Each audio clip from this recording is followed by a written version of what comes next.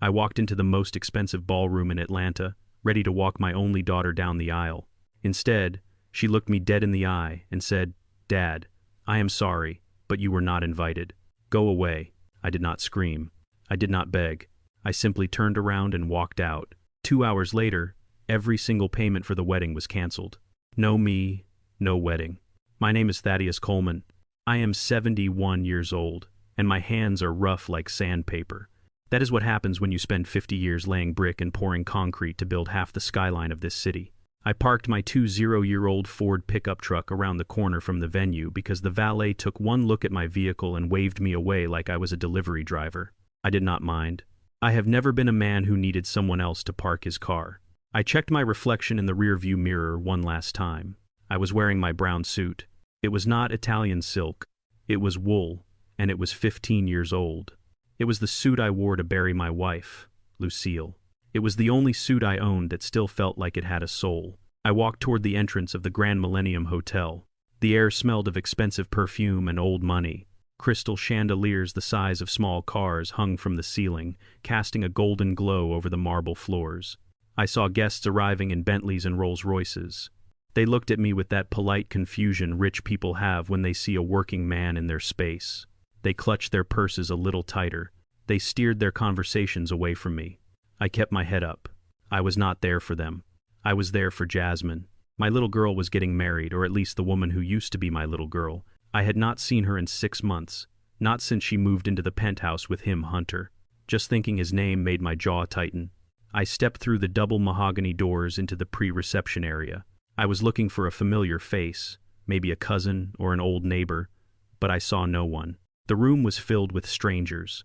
Men in tuxedos that cost more than my truck, and women in gowns that barely covered their disdain. Then I saw them standing near the entrance to the main ballroom, acting like royalty holding court. Jasmine looked breathtaking in a white dress that trailed behind her like a cloud, but her face was tight. Her smile did not reach her eyes. Beside her stood Hunter, tall, blonde, and wearing a suit that shimmered under the lights. He was laughing loudly at something a guest said, his hand resting possessively on Jasmine's shoulder. He looked like he owned the world. He did not know yet that he did not even own the shoes on his feet. I took a breath and stepped forward. Jasmine saw me first. Her eyes went wide, not with joy, but with pure, unadulterated panic. She whispered something to Hunter, and his head snapped toward me. His smile vanished instantly, replaced by a sneer of absolute disgust. They rushed toward me, not to greet me, but to intercept me. They moved fast, like security guards spotting an intruder. "Stop right there," Hunter said, his voice low and sharp. He stepped in front of me, blocking my view of the party. He did not call me Mr. Coleman. He did not call me Thaddius, just old man. He looked me up and down, his eyes lingering on my scuffed work boots that I had polished as best I could. "What do you think you're doing here?" I ignored him and looked at my daughter. "Jasmine, honey, you look beautiful. Your mother would have been so proud today." I tried to smile, to show her that I was just a dad happy to see his child, but Jasmine would not meet my gaze. She was looking around frantically, checking to see if any of the VIP guests were watching. "Dad," she hissed, her voice trembling with anger. "You cannot be here. We talked about this. I told you this was a black tie event. Look at you. You're wearing that old funeral suit. You look like you're here to fix the plumbing, not attend a wedding." The words hit me harder than a brick falling from a scaffold. This was the suit her mother loved. This was the suit I wore when I promised to take care of her on her deathbed. "I came to walk you down the aisle, Jasmine," I said, my voice steady despite the cracking in my heart. "I am your father." "No," Jasmine said, and she took a step back, as if my poverty was contagious. "Hunter is walking me down the aisle, or maybe one of his investors. Someone who fits the image." "Dad, you do not fit. You're embarrassing us," Hunter chuckled, a sound devoid of any warmth. "Look, old man," he said, stepping closer into my personal space. He smelled of scotch and arrogance. "This isn't a backyard barbecue in the hood. We have investors here, CEOs, people who matter. We can't have you wandering around looking like a charity case. It ruins the brand. Now be a good little construction worker and shuffle along." He made a shooing motion with his hand, like he was dismissing a stray dog. I felt a fire ignite in my chest, a heat I hadn't felt in years. But I remembered Lucille. I remembered her asking me to be patient with Jasmine, to protect her. So I swallowed the rage. I reached into the inside pocket of my brown jacket. I felt the thick envelope there. Inside was a check for $1 million, my life savings, the money I made selling the land I bought 40 years ago before this city exploded. It was supposed to be her freedom fund, a way for her to start her own business, to not be dependent on this man standing in front of me. "I have something for you," I said, pulling the envelope out halfway. "It's a gift. A wedding gift." Hunter saw the plain white envelope and laughed. "What is that? A gift card to Home Depot? A $50 savings bond? Keep it. We don't need your pocket change. We spent more on the flowers for the lobby than you made in your entire life." He reached out and slapped the envelope. He didn't take it, he slapped it. The envelope fell from my hand and landed on the polished marble floor. It slid a few feet away, coming to rest near a potted fern. Jasmine didn't move to pick it up. She just looked at me with cold, hard eyes. "Go away, Dad," she said. "Please just go away before security has to drag you out. You are not invited. You are not wanted. This is my life now, and there is no room in it for you." I looked at her, really looked at her. I searched for the little girl who used to sit on my lap while I drove the excavator. I searched for the teenager who cried on my shoulder when she didn't get into her first-choice college. She was gone. In her place was a stranger in a white dress, a woman who valued the appearance of wealth over the reality of love. "I understand," I said. My voice was quiet. It was the calm before the storm. "You've made your choice, Jasmine. But remember this. Once I walk out those doors, I am not coming back." "Good," Hunter said, smirking. "That's the best wedding present you could give us." I nodded slowly.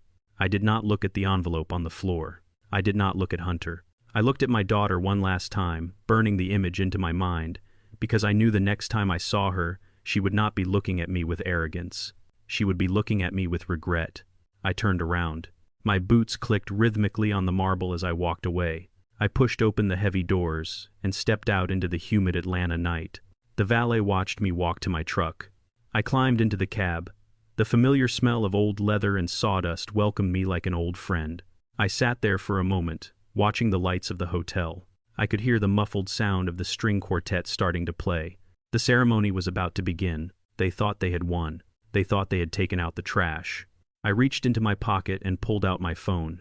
I dialed a number I had saved in my contacts months ago, when Jasmine first asked me to handle the deposits. "Mr. Coleman," a voice answered on the second ring. It was Mr. Henderson, the event manager. "Mr. Henderson," I said, my voice hard as cured concrete. "I'm calling to inform you of a change in plans. I am the account holder for the credit line guaranteeing this event, correct?" "Yes, sir." "You are the primary financier," Mr. Henderson replied, sounding confused. "Good," I said. "Cancel it. Cancel everything. The catering, the open bar, the venue rental, the flowers. Revoke the authorization on the card ending in 4,599 immediately." There was a silence on the other end of the line. "Sir," Mr. Henderson stammered, "if I do that, the system will automatically flag the event as unpaid. We will have to stop service. The kitchen will not serve the dinner." "I know," I said, leaning back in my seat. "That's the point." "But sir, the wedding is starting." "Not anymore," I said. "If I am not a guest, then I am certainly not the bank. Shut it down, Mr. Henderson. Shut it all down." I hung up the phone. Then I dialed the bank. Then the travel agency. I sat in the dark, watching the hotel entrance. I waited. It didn't take long. 10 minutes later, the music inside stopped abruptly. The lights in the lobby flickered. And then the screaming started. The real show was just beginning. I sat there in the cab of my 20-year-old Ford F-150, the engine block still ticking as it cooled down in the humid Atlanta night. Through the windshield, I could see the valet parking a white Bentley right where they had refused to let me park. It was almost funny. The leather of my seat was cracked, and the air inside smelled of old coffee and sawdust. But it felt more like home than that Crystal Palace ever could. I pulled my phone from my breast pocket. My hand was steady. A lifetime of laying bricks means your hands do not shake when the work gets heavy, and this was the heaviest work I had ever done. I dialed Mr. Henderson back. The poor man answered on the first ring, his voice trembling with the kind of professional panic that comes when a 6-figure commission is on the line. "Mr. Coleman, please tell me this is a negotiation tactic," he pleaded. "The appetizers are already being circulated. The lobster bisque is plated. I looked at the dashboard clock. It was 7:15. I imagined the servers moving through the crowd, carrying trays of food I had paid for, serving guests who thought I was not good enough to breathe the same air. "Mr. Henderson," I said, my voice low and flat like a trowel smoothing wet cement. "This is not a negotiation. I am invoking Clause 14, Section B of our contract, the clause regarding immediate cancellation by the primary financier." "But sir, the food cost alone is $40,000, Henderson stammered. "I don't care," I replied. "I want you to cease all operations immediately. Stop the kitchen, close the bar, turn off the lights. The check for $150,000 that I signed yesterday morning is officially void. If you serve one more shrimp cocktail, you are doing it at your own expense." There was a long silence on the line, followed by the sound of a man realizing his worst nightmare was happening in real time.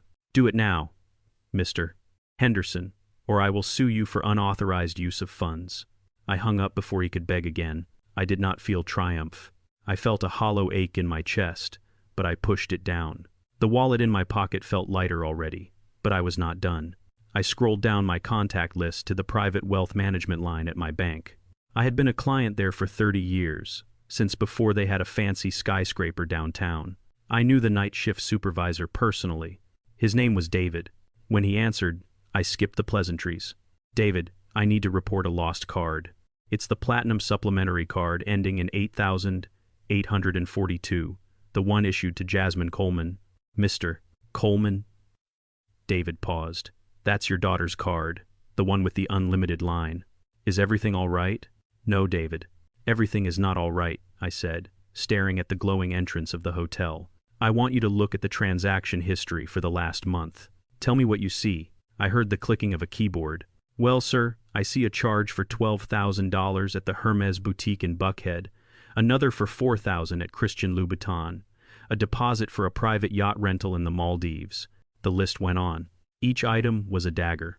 I remembered when Jasmine bought that bag. She told me it was an investment.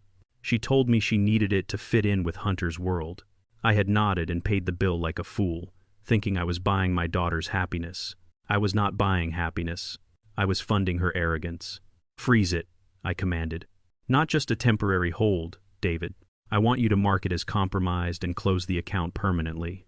If she tries to swipe that card for a pack of gum, I want it to decline."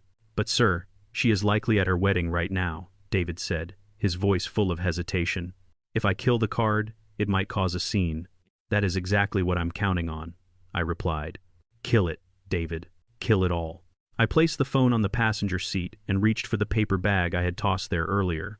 Inside was a ham sandwich from the gas station down the road, wrapped in wax paper. It cost $4.50. I unwrapped it slowly. The bread was a little stale and the cheese was sweating, but I took a bite anyway. I chewed slowly, staring out the window at the Grand Millennium Hotel.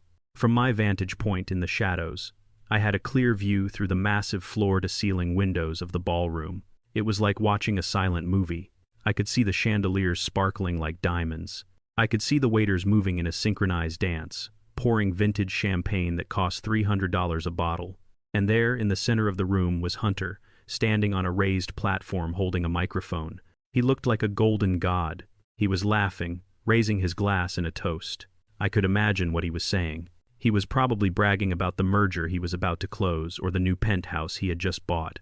He was toasting to a life he had not earned, financed by a man he had just kicked out onto the street. Jasmine was standing next to him, looking at him with adoration. She was clapping her hands, her face glowing with the pride of being Mrs. Hunter Vance. They looked perfect. They looked untouchable. They looked like they had gotten away with it. I swallowed the dry bread and took a sip of lukewarm water from a plastic bottle. "Enjoy it," I whispered to the glass. "Enjoy the champagne. It's the last thing you'll ever taste on my dime." And then it happened. It was subtle at first. The waiter, pouring wine at the head table, stopped mid-pour. He tapped his earpiece, listening to a voice command. Then he pulled the bottle back and walked away briskly. Then the lights on the stage flickered. Hunter tapped the microphone, but the sound was dead. He looked confused, tapping it again harder this time. The band behind him stopped playing, their instruments lowering their bows and trumpets. A ripple of confusion spread through the room, and then with a finality that felt like a judge's gavel slamming down the massive crystal chandeliers overhead, went dark. The room plunged into shadows. The only light came from the emergency exit signs, casting a ghostly green glow over the confused faces of the elite. I took another bite of my sandwich. The show had begun. The emergency lights bathed the ballroom in an eerie green glow that made everyone look like ghosts. The silence that followed the blackout was heavy and suffocating. It was not the comfortable silence of anticipation, but the awkward, terrifying silence of a disaster unfolding in real time. Mr. Henderson walked onto the stage with the grim determination of an executioner. He did not need a microphone anymore. The room was so quiet you could hear the ice melting in the unfinished drinks. He stood center stage and cleared his throat. "Ladies and gentlemen," he announced, his voice projecting to the back of the room, "we are experiencing a significant technical difficulty regarding the financial administration of this event. Please remain where you are while we resolve this matter with the hosts." It was a polite way of saying the check bounced, but in a room full of sharks and investors, everyone knew exactly what that code meant. The air went out of the room. 300 heads turned in unison toward the head table. Hunter stood there frozen. His glass was still raised in the air, a monument to his own stupidity. His smile, which had been plastered on his face all night, twitched and died. He looked like a man who had just stepped off a curb and realized a bus was inches from his face. He tried to laugh it off.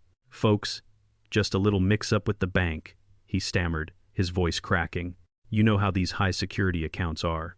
Too much protection, right?" Nobody laughed. The investors he was trying to impress exchanged glances.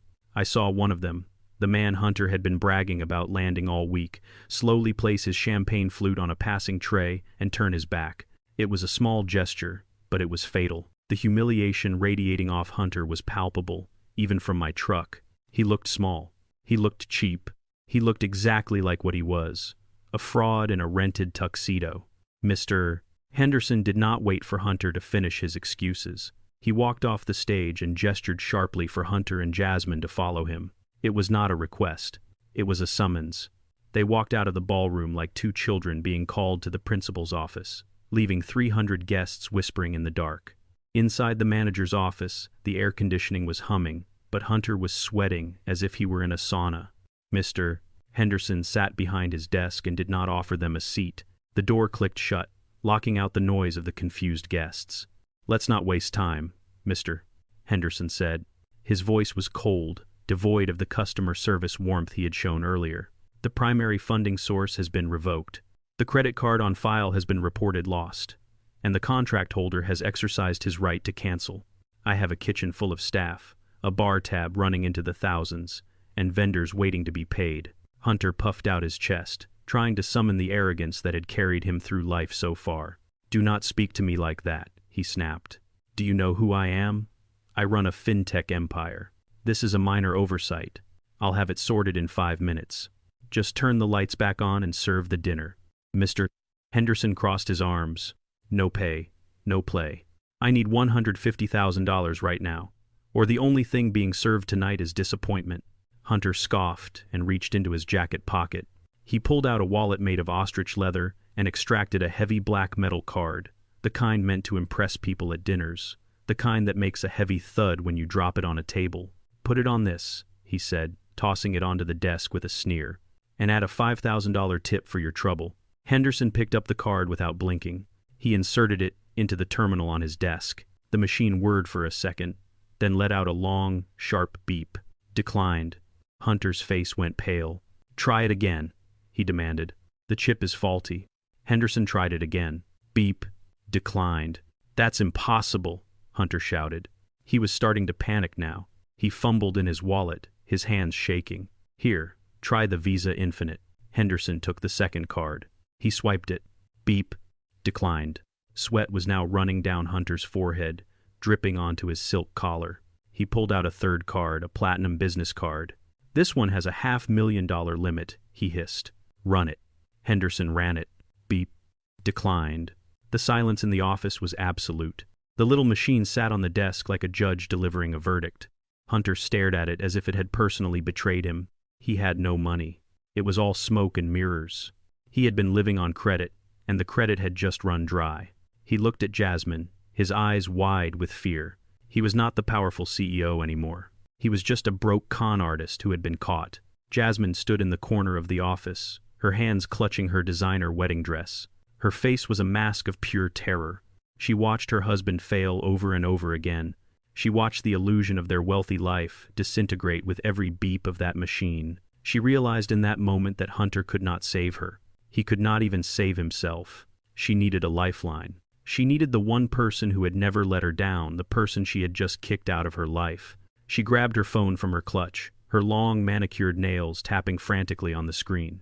I watched from my truck as my phone lit up on the passenger seat. The screen glowed bright in the darkness of the cab. The name Princess appeared along with a picture of her from her high school graduation. She was smiling in that picture, innocent and kind. It felt like looking at a ghost. I picked up the phone. I did not slide the bar to answer. I just looked at it. It vibrated in my hand, a desperate electronic heartbeat pleading for help. I could imagine her on the other end. She was probably crying. She was probably ready to say sorry. She was probably ready to promise me anything if I would just turn the money back on. But an apology born from desperation is not an apology. It is a transaction. And I was done with transactions. I looked at the hotel entrance. I took a sip of my lukewarm coffee. It tasted bitter, but it helped wash down the lump in my throat. The phone kept buzzing. Buzz, buzz, buzz. Each vibration was a reminder of a time I would have dropped everything to save her, when she scraped her knee, when she failed a test, when she crashed her first car. I was always there with my checkbook and my unconditional love. Not tonight. I pressed the button on the side of the phone. The screen went black. The buzzing stopped. The silence in the truck was heavy, but necessary. Inside the office, Jasmine stared at her phone in disbelief. The call had gone to voicemail. Her father never sent her to voicemail. He always answered, even when he was on a job site, even when it was late. The realization hit her like a physical blow. He was serious. He was not playing a game. He was not trying to teach her a small lesson. He was gone. She lowered the phone slowly, her hand trembling. She looked at Hunter, who was still arguing with the manager, and then she looked at her reflection in the dark office window. She was a bride with no wedding, a daughter with no father, and for the first time in her life, she was completely and utterly alone. The darkness of the room seemed to swallow her whole as the reality of her choices finally settled in. "Dad is not coming," she whispered to the empty air. "Dad is not coming back." The door to the manager's office flew open, and the Hunter who walked out was not the man my daughter married. The polished CEO mask had melted away completely, leaving behind a frightened, vicious boy. He was not whispering anymore. He was screaming. I could see the veins bulging in his neck from 50 yards away in the parking lot. He cornered Jasmine against a marble pillar in the lobby. His finger was in her face, poking the air violently. I could not hear every word through the glass, but I can read body language better than I can read a blueprint. He was blaming her. He was telling her that she was useless. I saw her recoil, her lip trembling as she tried to shrink away from him. He grabbed her arm, not with love, but with a grip that was meant to hurt. "You had one job," he seemed to be screaming. "Just keep the old man happy until the check clears. You couldn't even do that." She tried to touch his chest to calm him down, to remind him that they were in public, but he swatted her hand away like it was a fly. This was the real Hunter, the man who valued people only for what they could provide. Now that the ATM was broken, he was kicking the machine. It was painful to watch, but I did not look away. Jasmine needed to see this. She needed to see the monster she had chosen over her own flesh and blood. She needed to see that his love was just as fake as the credit limit on his black card. The rot spread through the ballroom faster than black mold in a damp basement. The guests were not stupid. They saw the lights go out. They saw the manager escort the bride and groom away like criminals. And now, they saw the violent argument in the lobby. The exodus began. It started with the older folks, the ones who had seen enough pretenders in their lives to know when the show was over. They collected their coats and signaled for their cars. Then the whispers started a toxic hum of gossip that filled the silence left by the band. I saw women leaning in close to each other, covering their mouths with manicured hands, their eyes darting toward my daughter. They were not sympathetic. They were entertained. This was the best drama they had seen all year. But the killing blow came from the man Hunter had been chasing all night, the investor. He was a silver-haired man in a tuxedo that fit him like a second skin. Hunter saw him heading for the door and broke away from Jasmine. He ran to him, practically tripping over his own feet. I saw Hunter pleading, his hands clasped together. He was probably trying to explain it away as a banking error, a simple misunderstanding. The investor did not stop walking. He looked at Hunter with a cold, flat stare that said everything. He knew there was no capital. He knew the fintech empire was built on credit and lies. He shook his head once, a small, dismissive movement, and walked out the door, past the valet, and into the night. Hunter stood there alone in the middle of the lobby, watching his $2 million deal drive away in a town car. That was the moment the dam finally broke. Hunter turned around, his face twisted in a mask of pure, unadulterated rage. He needed to hit something. He needed to destroy something to make himself feel powerful again. His eyes landed on a massive Ming-style vase standing on a pedestal near the entrance. It was a beautiful piece, blue and white, probably worth more than $5,000. He roared a sound of pure frustration and shoved the pedestal over. The crash was deafening. Porcelain shattered across the marble floor, sending sharp shards skittering like ice in every direction. The sound echoed through the lobby, stopping everyone in their tracks. "Mr." Henderson did not hesitate this time. He was on his radio in a second. I saw the flashing blue lights of a squad car pull up 2 minutes later. They were already nearby, probably responding to a noise complaint. 2 officers walked in, stone-faced and serious. Hunter was breathing hard, standing over the wreckage of the vase like a petulant child. "Mr." Henderson pointed at him. The officers approached. Jasmine tried to intervene. She was crying hysterically now, desperate to fix the unfixable. She reached up and unclasped her diamond earrings, the massive studs Hunter had given her as a wedding gift just that morning. She thrust them at Mr. Henderson, begging him to take them as collateral for the damage. Henderson took one look at them under the bright lobby light and handed them back with a look of absolute pity. "These are cubic zirconia, ma'am," he said, his voice flat. "They're glass. They're worth maybe $20. Jasmine froze. She looked at the earrings in her palm, then at Hunter. The realization washed over her face. Even the diamonds were a lie. The police grabbed Hunter's arms, pulling them behind his back. He did not fight them. He looked defeated. He looked small. And as they led him out past his weeping wife, holding her fake diamonds, I started the engine of my truck. The lesson was just beginning. It was 2:00 the morning when the war came to my doorstep. I was sleeping the kind of deep, dreamless sleep that only comes when your conscience is clean and your debts are paid. My house is small, a 3-bedroom ranch on the outskirts of Atlanta, built with my own hands 40 years ago. It does not have marble floors or crystal chandeliers, but the roof does not leak, and the walls are solid brick, much like the man who lives inside them. The silence was broken not by a knock, but by a pounding that shook the window frames. It sounded like someone was trying to kick the door off its hinges. I did not panic. Panic is for people who do not know how to handle a crisis. I sat up and swung my legs over the side of the bed, my joints popping in the cool night air. I reached into the nightstand drawer, but I did not grab a gun. I grabbed my glasses. I knew who it was. I walked down the hallway, pulling my robe tight around me. The pounding did not stop. "Open up, old man!" Hunter's voice screamed from the other side, muffled by the heavy oak door. "Open this door right now or I'll break it down." I unlocked the deadbolt and turned the knob. The door flew open violently, slamming against the wall and knocking a picture frame to the floor. They stood there, framed by the porch light, looking like a tragedy in high definition. Jasmine was still in her wedding dress, but the hem was black with street dirt, and wine stains bloomed across the bodice like fresh bruises.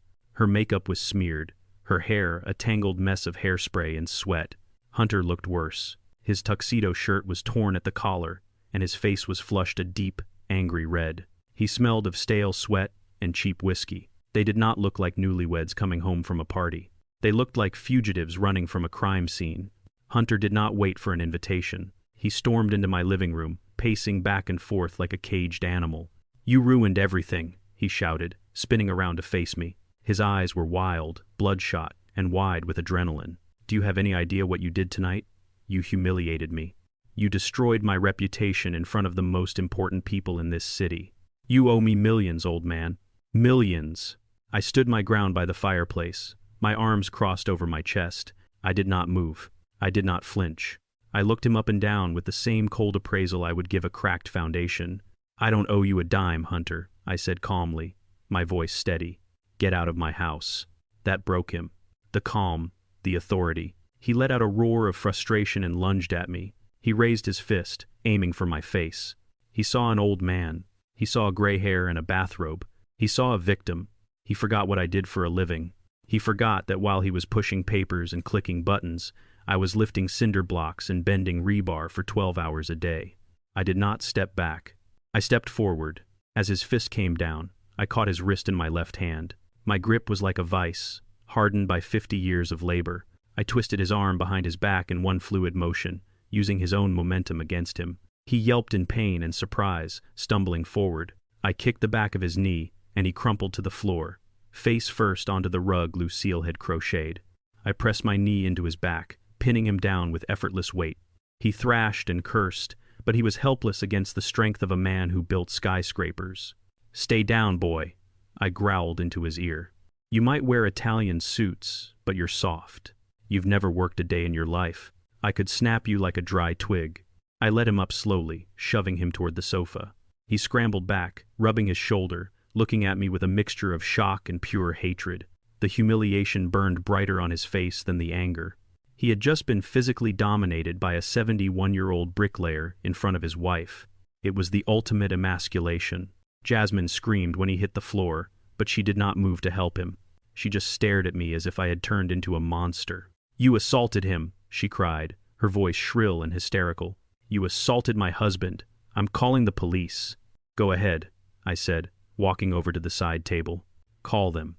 I'm sure they'd love to know where he is." I picked up a thick manila folder I had left there earlier that evening. I tossed it onto the coffee table. It landed with a heavy thud, sliding across the wood until it hit Hunter's leg. "What is this?" he sneered, picking it up with trembling hands. "Open it," I said. "It's your resume, not the one you show investors." "The real one." He opened the folder. His eyes scanned the first page, and the color drained from his face faster than water from a broken pipe. It was a report from the SEC. It detailed an ongoing investigation into his fintech company. It outlined a classic Ponzi scheme structure. It listed gambling debts in Vegas and Atlantic City totaling over $500,000. It showed that the penthouse was leased under a shell company that was 3 months behind on rent. Jasmine snatched the papers from his hands. She read them, her eyes darting back and forth. "Dad, what is this?" she asked, her voice trembling. "This says he's under investigation. This says he's broke." "It says he's a fraud, Jasmine," I replied, my voice softening just a fraction. "He needed this wedding to sign new investors to pay off the old ones. I wasn't just paying for a party. I was laundering money for a criminal." Jasmine looked at Hunter. He was not denying it. He was just staring at the floor, sweating. "Tell him he's lying, Hunter," she begged. "Tell him this is fake." Hunter looked up, his eyes cold and desperate. "It's complicated, Jasmine," he said. "Business is complicated. Your father doesn't understand finance. He's just a jealous old laborer trying to tear us apart." He reached for her hand. "Baby, you know me. We're a team. Don't let him win." Jasmine looked at the papers, then at me, then at Hunter. She was standing at a crossroads. One path led to the truth, but it meant admitting she had married a failure and that her father was right. The other path was a lie, but it let her keep her pride. She dropped the papers on the table. "You're lying," she spat at me, stepping closer to Hunter. "You forged these. You just hate that I married a white man who is successful. You want me to be miserable like you." I looked at her, and I saw my little girl die right there in my living room. I did not argue. I did not fight. I just pointed to the door. "Get out," I said. "Take your husband and get out." Jasmine stood there in my living room, surrounded by the wreckage of her wedding night and the evidence of her husband's crimes, and she made a choice. She chose to hurt me. She knew she could not win with logic. She knew the papers on the table were real, so she reached into the darkest part of our history and pulled out a weapon she knew would wound me. Her face twisted into a sneer that looked disturbingly like Hunter's. "You're pathetic," she spat, her voice dripping with venom. "You're just a jealous, bitter old man who hates that I found someone better than you. You hate that Hunter has class. You hate that he dreams big. You spent your whole life playing in the dirt, Dad, and you want me to do the same. You want me to be small." I did not speak. I just watched her. She stepped closer, her eyes burning with a hatred I had never seen before. "It's just like with Mom," she said, and the air left the room. "You let her die, Dad. You killed her with your cheapness. I remember hearing you argue with the doctors about the bills. I remember you saying we couldn't afford the experimental treatment. You sat on your pile of money like a miser while she wasted away in that hospice bed. You could have saved her. You could have spent every dime you had, but you were too scared of being poor. You loved your bank account more than you loved your wife, and now you're trying to do the same thing to me. You want to destroy my happiness because you're too cheap to pay for it. Her words hit me like a sledgehammer to the chest. My breath caught in my throat. She was rewriting history. She was taking the most painful, tragic moment of my life and twisting it into a weapon. She did not know. She did not know that I had sold my construction company for pennies on the dollar to pay for Lucille's chemotherapy. She did not know I had mortgaged this very house 3 times. She did not know that the arguments with the doctors were not about money, but about them telling me there was nothing left to do while I begged them to try one more thing. She did not know because I protected her from it. I sent her away to boarding school so she would not have to hear her mother screaming in pain.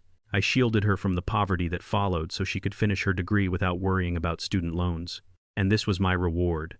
I looked at my hands. They were shaking not from fear, but from the sheer agony of holding back the truth. I wanted to scream at her. I wanted to show her the receipts from the hospital that I finally paid off 5 years ago. I wanted to tell her that I ate oatmeal for dinner for 2 years so she could have a new car for college. But I looked at her face and I stopped. I saw the way she was looking at me. There was no curiosity in her eyes. There was no desire for truth. She had created a narrative that justified her selfishness. In her mind, I was the villain and she was the victim. If she believed I was a monster, then she did not have to feel guilty about treating me like garbage. She had been brainwashed not just by Hunter, but by her own vanity. She had fallen in love with the idea of wealth so deeply that she was willing to desecrate her mother's memory just to defend a fraud. The silence stretched out between us, heavy and suffocating. I felt a part of my soul wither and die. The father in me, the one who would catch a grenade for her, wanted to explain, but the man in me, the exhausted laborer who had given everything and received nothing, knew it was pointless.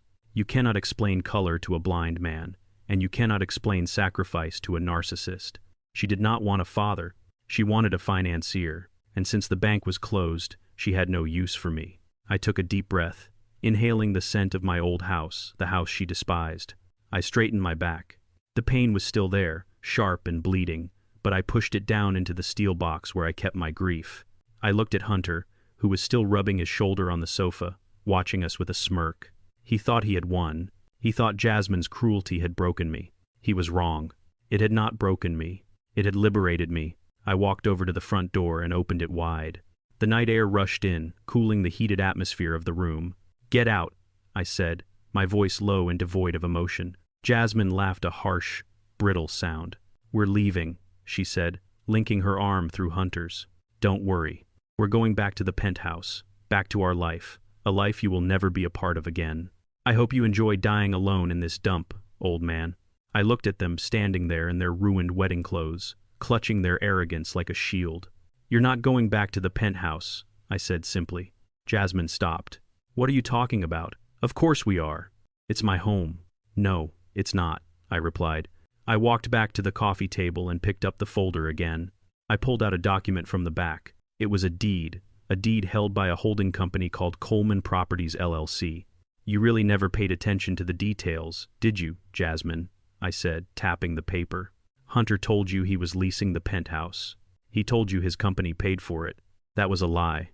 Hunter has bad credit. He couldn't lease a bicycle, let alone a luxury apartment in Buckhead. He needed a guarantor. He needed someone with a perfect credit score and substantial assets." Hunter's face went gray. He knew. He had known all along. "I bought the building, Jasmine," I said. "I bought the whole complex 3 years ago as an investment. When Hunter needed a place to impress you, I let him move in. I set up a lease agreement under his company name, but I am the landlord. And guess what? You're 3 months behind on rent." Jasmine stared at me, her mouth opening and closing. "You own the building," she whispered. "I do," I said.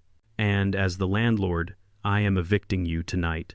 You have violated the terms of the lease by conducting illegal business activities on the premises. I have already notified building security. They're changing the locks as we speak." "You can't do that," she shrieked. "That's illegal.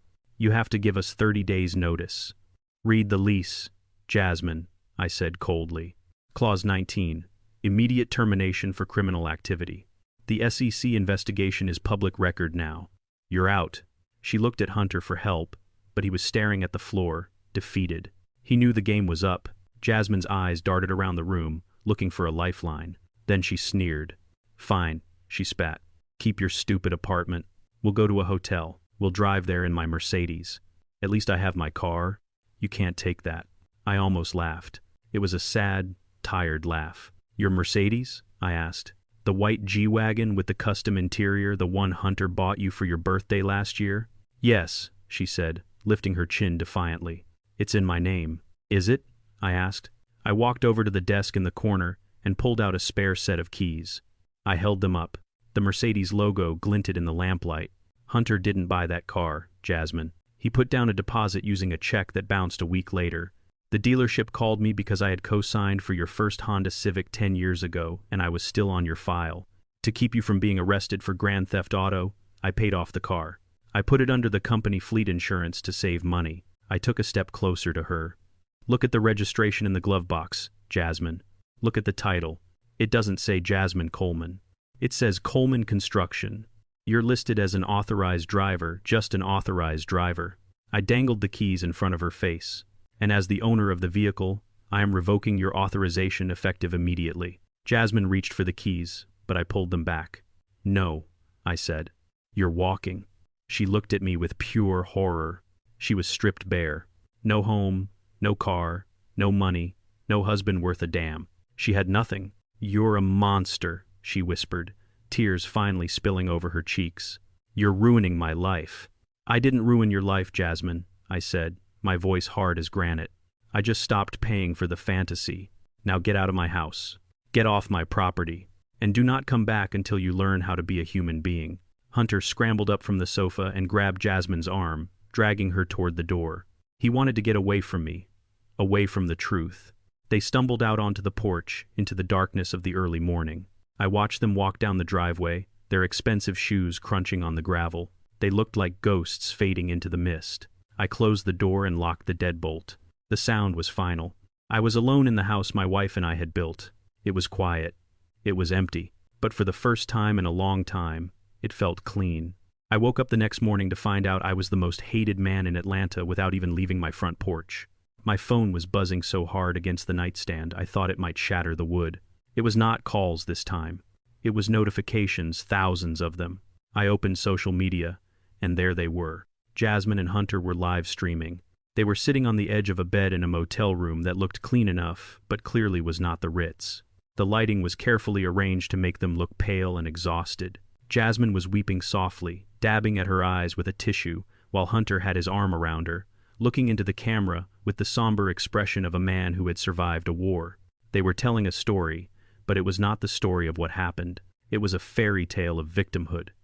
Hunter spoke first, his voice low and grave.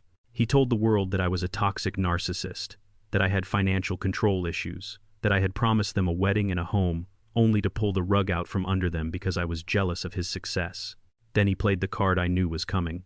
He looked straight into the lens and said that I hated him because he was white, that I could not stand seeing my black daughter with a successful white man, so I tried to destroy them financially to teach them a lesson in racial loyalty. It was a lie so bold and disgusting it almost made me laugh.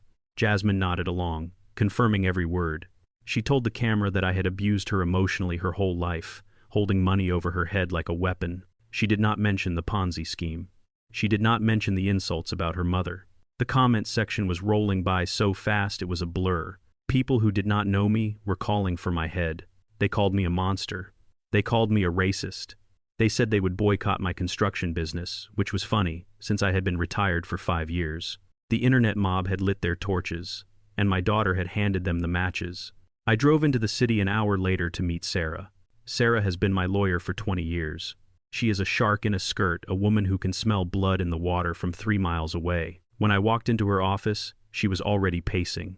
Her face was red.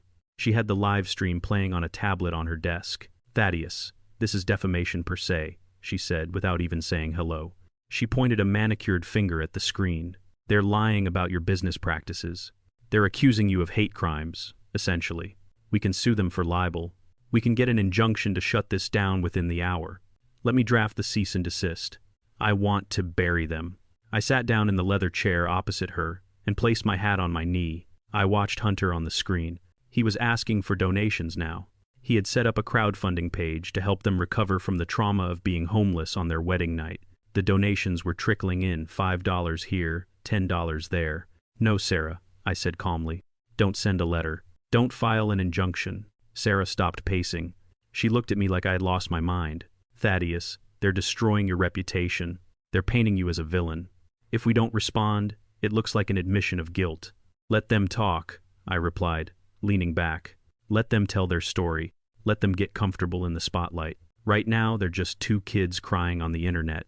If I sue them now, I look like the bully they say I am. I want them to feel safe. I want them to think they're winning. When you climb a ladder, Sarah, you have to go high enough that the fall breaks your neck. They're only on the second rung. Let them climb. Sarah stared at me for a long moment. Then she slowly sat down. A small smile played on her lips. You're a scary man, Thaddius Coleman, she said. I shrugged. I'm just a bricklayer, Sarah. I know that you can't knock down a wall until it's fully built. The knock on my door came 2 days later. It was not the police this time. It was a process server. He was a sweaty man in a short-sleeved shirt who looked like he wanted to be anywhere else. He mumbled my name, thrust a thick packet of papers into my hand, and practically ran back to his car. I stood on the porch and opened the envelope. It was a lawsuit. Hunter and Jasmine were suing me. I flipped through the pages, reading the legal jargon. They were suing for breach of oral contract regarding the wedding funding. They were suing for intentional infliction of emotional distress. They were suing for unlawful eviction from the penthouse. And then I saw the number. $5 million. They were demanding $5 million in damages. Hunter had signed the complaint himself. He probably thought this was his master stroke. He thought I was just an uneducated laborer who would see a court seal and panic. He thought I would be so terrified of a judge that I would open my checkbook and settle just to make it go away. He thought he was playing chess against a man who only knew how to play checkers. I laughed. It was a deep belly laugh that echoed off the siding of my house. Hunter did not understand the legal system. He did not understand that by filing this lawsuit, he had just given me the greatest gift possible. He had given me the right to discovery. That meant I could subpoena his financial records. I could depose his investors. I could force him to testify under oath about every single dollar he had stolen and every lie he had told. He had just opened the door to his own destruction and invited me inside. I walked into the kitchen and picked up the phone. Sarah, I said when she answered, get your team ready. They just sued me for $5 million. I could hear the smile in her voice. Send me the papers, Thaddius. It's time to go to work. I did not go to the penthouse alone. I brought the law with me in the form of Sheriff Miller. Miller and I go back 40 years. We played high school football on the same mud-soaked field, and we served on the same deacon board at church. So he knows the kind of man I am, and he knows a con artist when he sees one. The sun was just starting to burn off the morning fog when Miller's squad car pulled up to the curb of the high-rise, and I was already there, leaning against the hood of my truck, watching the building like a hawk. Miller stepped out, adjusting his belt. He did not look happy, but he looked ready. We walked into the lobby together, and the concierge tried to stop us, murmuring about privacy protocols. But Miller just held up the court order signed by a judge who was tired of Hunter's stalling tactics. We rode the elevator in silence. The numbers ticked up to the 42nd floor. When the doors slid open, we did not knock. Miller used the master key. We walked into a scene of absolute denial. Hunter was sitting on my leather sofa in a silk robe, drinking espresso like he hadn't just sued me for $5 million, while Jasmine was on the balcony taking a selfie. They looked up, startled, and Hunter stood up, spilling his coffee, demanding to know the meaning of this, trying to summon his usual arrogance. Miller didn't blink. He simply told Hunter Vance he was hereby served with an immediate order of eviction for illegal occupancy and criminal misuse of property, and that he had 10 minutes to vacate the premises before anything left behind became the property of the landlord. Hunter laughed a nervous, high-pitched sound and said, "You can't do this. My lawyer will have your badge." But Miller just smiled, a cold, hard smile, and said, "Your lawyer is the one who called me, son. He dropped you this morning when your check bounced. So pack your bags." The next 10 minutes were a chaotic symphony of panic. Jasmine was screaming, running from room to room, grabbing armfuls of designer clothes and shoving them into Louis Vuitton duffel bags, not crying about losing her home, but crying about leaving behind her shoe collection. Hunter was frantic. He was not packing clothes. He was packing hard drives and shredding documents until Miller put a stop to that, immediately grabbing Hunter by the back of his silk robe and hauling him away from the shredder, growling that it was evidence and to leave it. When the 10 minutes were up, Miller's deputies escorted them into the hallway for the walk of shame to end all walks of shame because the neighbors had come out. These were the people Hunter had been trying to impress for months, the people he had sneered at me about, and they were standing in their doorways holding their morning coffee, watching the self-proclaimed king of fintech being marched out by the police. Phones were out, and videos were being recorded. I saw Mrs. Vanderhoof, a woman Hunter claimed was his mentor, recording the whole thing with a look of pure amusement. Hunter saw her too, and broke away from the deputy for a second, desperate for a lifeline, pleading with Margaret to tell them who he was and to call the mayor, saying this was a misunderstanding. Margaret did not call the mayor. She did not even stop recording. She just looked at him and said, "Oh, I know who you are, Hunter.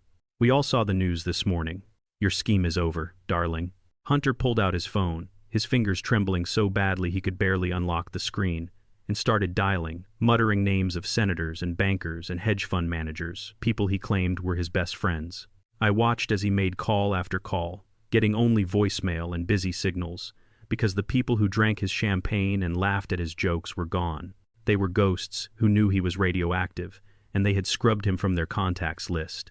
He was screaming into the phone now, begging anyone to answer, begging for a loan, begging for a favor. But silence was the only answer he got, until the deputies finally grabbed his arms and pushed him into the elevator while Jasmine followed, sobbing into her handbag, leaving me behind to change the locks. The sidewalk is a great equalizer. It does not care if your luggage costs $10,000 or $10, because if you have nowhere to go, you are just homeless. I stood on the balcony of the penthouse, 40 floors up, and watched them down below, looking like ants standing on the curb surrounded by a mountain of monogrammed leather bags. Jasmine was sitting on a suitcase, her head in her hands, while Hunter was pacing again, still yelling into his phone. I could see him gesturing at passing taxis until a yellow cab finally pulled over. Hunter opened the door and started loading bags. Then he stopped and patted his pockets, pulling out his wallet to say something to the driver, but the driver shook his head and laughed. Hunter tried another card, and the driver waved him off, closed the door, and drove away, because I knew exactly what had happened. The credit cards were dead, and the bank accounts were frozen pending the investigation. So they did not have cash, they did not have credit, and they did not even have a bus pass. They were stranded in the middle of the city. They tried to conquer with nothing but expensive leather bags filled with clothes they had no place to wear. Jasmine stood up and kicked one of the bags, screaming at Hunter, pointing a finger in his face while he screamed back. The perfect couple, the power team, was disintegrating right there on the concrete. It started to rain a slow, gray drizzle that soaked into their silk clothes and ruined Jasmine's hair. And when they tried to huddle under the awning of the building, the doorman, the same man Hunter had never tipped, stepped out and firmly asked them to move along because they were loitering. They grabbed their heavy bags, dragging them down the wet street, looking heavy and burdensome, looking like exactly what they were, baggage. I turned away from the balcony and walked back inside my apartment, knowing it was time to call a cleaning crew because the place smelled like cheap cologne and lies.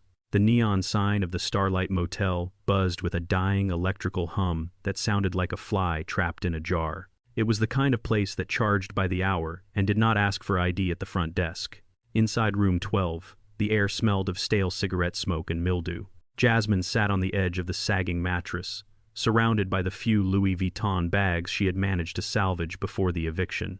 Hunter was passed out on the other bed, still wearing his tuxedo pants but shirtless, his chest rising and falling in a rhythm of drunken exhaustion. He had spent the last of his cash on a bottle of vodka from the liquor store across the street. Jasmine was not sleeping. She was frantically digging through a duffel bag, looking for something she could sell, a watch, a bracelet, anything to get them out of this hellhole. Her hand brushed against something stiff at the bottom of the bag. It was a crumpled white envelope. It had a footprint on it, a size 1-2 dress shoe print. It was the envelope I had tried to give her at the wedding, the one Hunter had slapped out of my hand, the one he had called pocket change.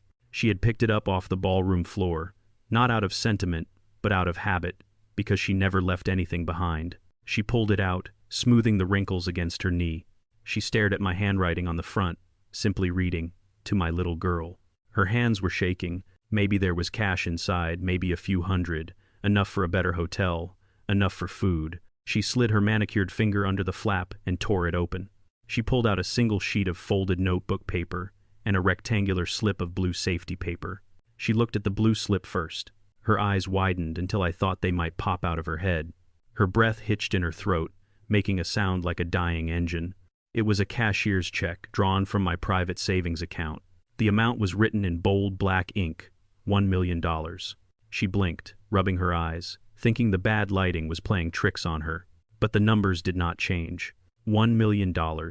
She dropped the check onto the bedspread, as if it were on fire, and picked up the letter. I had written it the night before the wedding, sitting at my kitchen table, thinking about the woman she used to be. My dearest Jasmine, I know you think I don't approve of your life, but I have always believed in your talent. I remember when you were 12 and you turned our kitchen into a bakery. I remember your dream of opening your own fusion restaurant in downtown Atlanta. You told me once that you wanted to feed people, not impress them. I sold the last parcel of land I owned in Savannah to give you this. This is not for a house. This is not for Hunter. This is for you. This is seed money for your restaurant. Do not let anyone tell you that you cannot cook. Do not let anyone tell you that you need a man to be successful. Build your own empire. Love, Dad. Jasmine read the letter twice, then a third time. A guttural scream tore from her throat. She looked at Hunter snoring on the bed, a man who was broke, a fraud, and a liar. Then she looked at the check, $1 million. She had traded $1 million dream and a father who believed in her for a man who had just gotten them kicked onto the street. The realization hit her with the force of a physical blow. She had not just burned a bridge. She had blown up the bank. She did not wake Hunter. She did not leave a note. She grabbed the check and the letter, shoved her feet into her dirty heels, and ran out of the room. She flagged down a confused Uber driver who had just dropped someone off at the gas station and offered him her last $20 bill to drive her to my house. It was pouring rain when she arrived. I was sitting on my porch in my rocking chair, watching the storm. I knew she would come. The greed always brings them back. She ran up the driveway, her expensive dress soaked and clinging to her skin, her makeup running in black streaks down her face. She threw herself at my feet on the porch steps. "Dad," she wailed, clutching my knees. "Dad, I'm so sorry. I was wrong. I was so wrong. Please forgive me." I read the letter. "Dad, I want to open the restaurant. I want to be your little girl again." She held up the check with trembling hands, offering it to me as if she were returning a holy relic. "Just let me come home. Let me start over. We can do this together, just like you said." I looked down at her. Her performance was Oscar-worthy. The tears seemed real. The shaking seemed real. But I knew my daughter. I knew that she was not crying for me. She was crying for the 7 zeros on that piece of paper. She was crying because she was cold and hungry, and I was her winning lottery ticket. I reached down and took the check from her hand. She smiled through her tears, a look of relief washing over her face. She thought she had won. She thought the old bricklayer was soft. I held the check up to the porch light. "It's a lot of money, Jasmine," I said softly. "It represents 50 years of sweat, broken bones, missed holidays. It's a lifetime." "Yes, Dad," she nodded eagerly. "I know. I appreciate it so much. I'll make you proud." I looked her dead in the eye. "You already had your chance to make me proud," I said. "You chose to humiliate me. You chose to stand by a thief while he mocked me." I gripped the check in both hands. The sound of the paper tearing was louder than the thunder overhead. "Rip," Jasmine screamed. "No, no, Dad. What are you doing?" I tore it again and again until the $1 million was nothing but blue confetti raining down onto the wet porch floor. "That money is gone, Jasmine," I said, my voice hard. "Opportunity knocks once. When you slammed the door in my face, you slammed it on this too. This money is going to some Jude Children's Research Hospital in your mother's name. At least there it will cure cancer instead of funding your vanity." Jasmine scrambled on the floor, trying to pick up the wet pieces, trying to puzzle them back together, but they were dissolving in the rain. "Get off my porch," I said, turning my back on her.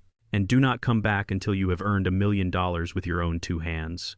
Jasmine walked back into room 12 of the Starlight Motel, looking like a ghost that had been dragged through a swamp.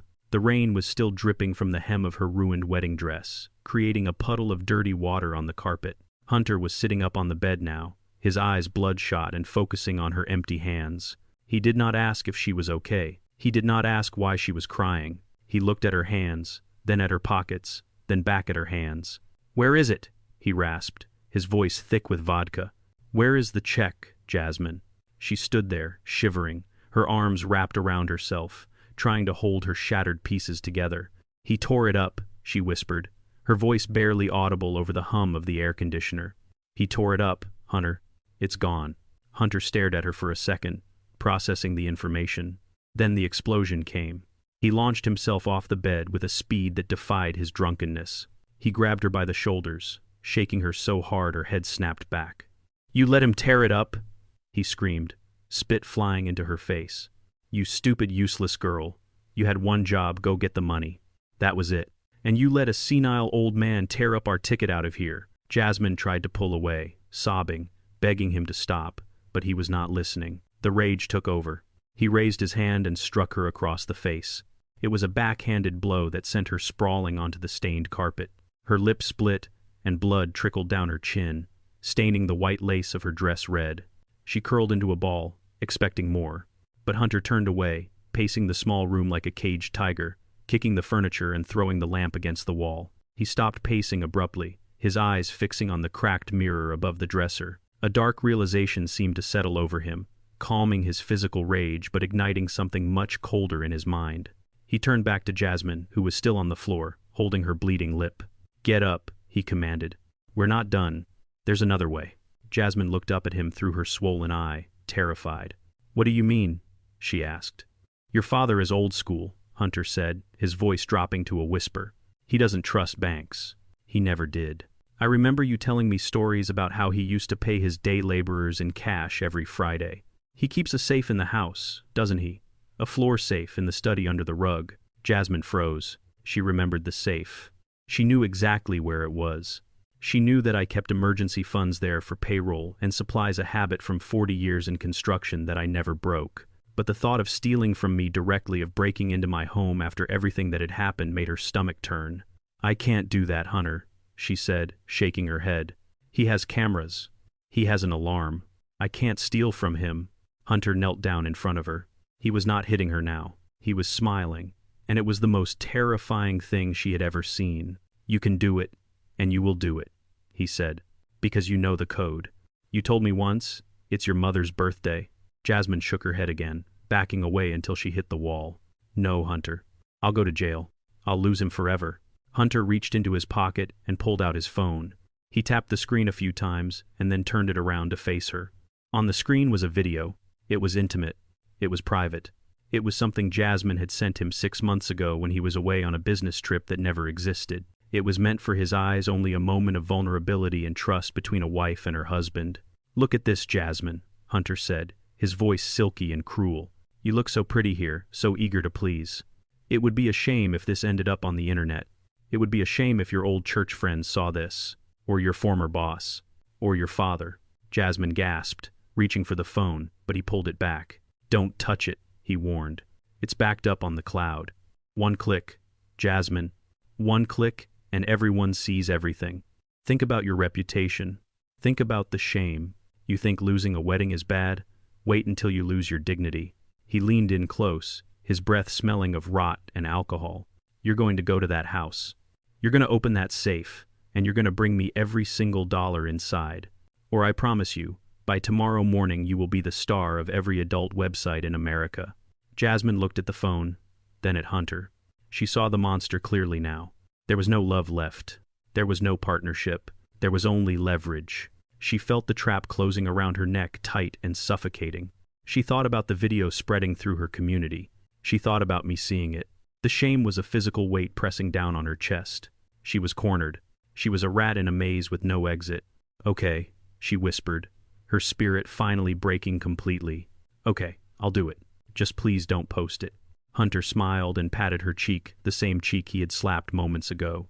"Good girl," he said. "Now clean yourself up. We have a robbery to commit." Jasmine stood up on shaky legs and went into the bathroom. She looked at her reflection in the dirty mirror. Her lip was swollen. Her dress was ruined. Her eyes were dead. She washed the blood off her face, but she knew she could never wash away the stain of what she was about to do. She walked out of the bathroom, leaving her conscience behind in the sink. She was no longer Jasmine Coleman. She was just a pawn in a game she had already lost. The house was silent as a tomb when she entered through the back kitchen door. I had left it unlocked. It was not carelessness. It was a test, a final, heartbreaking test that I prayed she would fail to take. Jasmine crept through the hallway of her childhood home.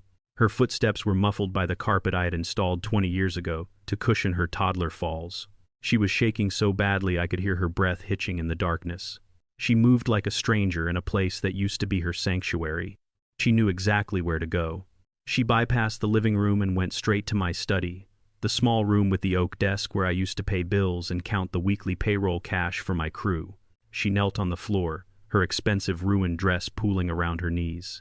Her hands fumbled with the corner of the Persian rug, pulling it back to reveal the steel face of the floor safe. It was an old safe, heavy and stubborn, just like me. She reached for the dial. Her fingers trembled as she spun the numbers. She did not need to write them down.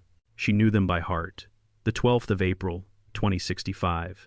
April 12th, 1965. Her mother's birthday. The date of the woman who had loved her more than life itself. The fact that she was using Lucille's birthday to rob me was a knife twisting in my gut. I heard the tumblers click into place. It was a mechanical sound that echoed in the silence. The handle turned. The heavy steel door creaked open. Jasmine let out a sob of relief, reaching into the dark hollow of the safe, expecting to find stacks of cash. Her hand brushed against the cold metal bottom. It was empty. There was no money. There was only a single sheet of paper lying in the center. She pulled it out, squinting in the dark to read it. It was a note in my handwriting. It said simply, "I am disappointed." The moment she read those words, the world exploded around her. I pressed the button on the remote I was holding. A deafening siren ripped through the air, wailing like a banshee. It was a new system, industrial grade, loud enough to wake the dead in the cemetery 3 miles away. Simultaneously, the floodlights I had installed in the corners of the study ceiling blazed to life. They were blinding white LEDs that washed out every shadow, exposing her completely. Jasmine screamed, dropping the note and curling into a ball on the floor, covering her ears against the noise. She looked small and pathetic, a deer caught in the headlights of a semi-truck. I walked out from the shadows of the hallway and stood at the top of the staircase, looking down into the open study door. I did not look angry. I did not look scary. I just looked tired. I looked at the daughter I had raised stealing from me in the middle of the night, and I felt the final tether between us snap. She looked up, her eyes squinting against the glare, and saw me. "Dad," she mouthed the word lost in the screaming of the siren. "Dad, please help me." I did not move. I did not turn off the alarm. I let it ring. I let it announce her crime to the world. I watched her scramble backward away from the empty safe, away from the evidence of her betrayal. But there was nowhere to go. The trap had snapped shut, and she was the one who had walked into it. Blue and red lights flashed through the front windows, joining the chaos of the strobe lights inside. I had called them 5 minutes ago when the motion sensors in the kitchen first alerted me to an intruder. The front door burst open. 3 officers stormed in, their weapons drawn, shouting commands that were barely audible over the alarm. I finally pressed the button to cut the siren. The sudden silence was heavier than the noise. "Get on the ground!" An officer shouted at Jasmine. She froze, paralyzed by fear and confusion. I said, "Get on the ground." Jasmine slowly lowered herself to the hardwood floor, sobbing hysterically. "Dad, tell them," she screamed. "Tell them I live here. Tell them it's a mistake." The officer looked up at me, standing on the landing. "Sir, is this woman authorized to be here?" I looked at Jasmine. I looked at the open safe. I looked at the greed that had brought her to this low point. "No, officer," I said, my voice steady and cold. "I have no idea who that woman is anymore. She is an intruder. Arrest her." The officer nodded. He holstered his weapon and pulled out a pair of steel handcuffs. He grabbed Jasmine's wrists and pulled them behind her back. The metallic click of the cuffs locking was the loudest sound in the room. Jasmine wailed, thrashing against the restraints. "Dad, you can't do this. I'm your daughter. Hunter made me do it. He threatened me. Please, Dad, don't let them take me to jail." I walked down the stairs slowly, my hand gripping the railing. I stopped a few feet away from her. I looked down at her tear-stained face. "You made your choice, Jasmine," I said. "You chose a thief over your father. You chose to break into my home. You chose to dishonor your mother's memory by using her birthday as a tool for theft." The officer pulled her to her feet. "We'll take her to the county lockup, sir," the officer said. Do you want to press charges? Yes, I said without hesitation. Breaking and entering. Attempted grand larceny. Press every charge you can. Jasmine's eyes went wide with horror. You're going to let me go to prison? She whispered. I'm not letting you go to prison, Jasmine, I replied. I'm sending you to school. You never learned the value of hard work. You never learned the value of loyalty. Maybe a concrete cell will teach you what I could not. I turned my back on her as the officers began to drag her toward the door. Dad, she screamed one last time. Bail me out. Please just pay the bail. I stopped and looked over my shoulder. My wallet is closed, Jasmine, I said. You wanted my money so badly that you were willing to steal it. Now you can sit in a cell and think about what it really costs. I watched them haul her out into the night. The flashing lights painted her white dress in shades of criminal red and blue. I closed the front door and locked it. I was alone again, but this time I did not feel lonely. I felt like a man who had finally done the hardest job of his life. I went to the kitchen and poured myself a glass of water. My hands were steady.